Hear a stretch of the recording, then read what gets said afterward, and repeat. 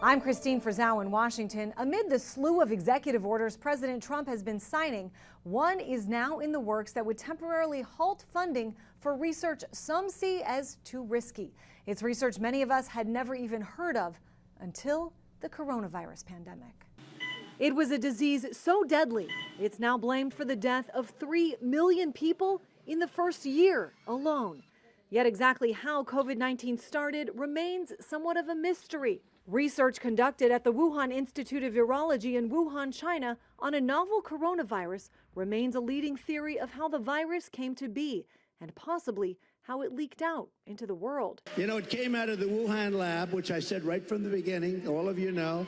It didn't come out of a cave. The House Select Committee on the Coronavirus Pandemic releasing this report last month, calling gain-of-function research dangerous and saying it placed U.S. national security at risk. President Trump now working on a plan to halt funding for gain-of-function research, at least temporarily, with a new executive order. Senate Homeland Security Committee Chairman Rand Paul has made it a top priority as well. Gain of function is when two viruses are sort of merged together and you get a more dangerous virus that doesn't exist. For years, Senator Paul has questioned how the funding was awarded and how the research didn't go before a safety committee. There was a safety committee.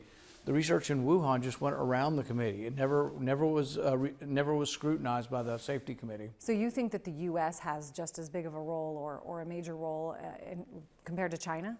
Yeah, I mean, I think the research occurred in China, the accident occurred in China, but we funded it. Questions over how much money and exactly what was funded remain. But government documents show that millions of dollars went from the National Institutes of Health to the group EcoHealth Alliance, which in turn did provide money to the Wuhan Institute of Virology.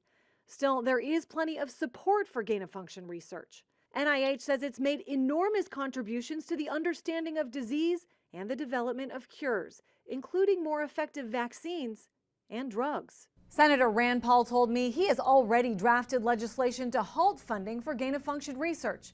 He calls it the Risky Research Review Act. In Washington, I'm Christine Frizzau.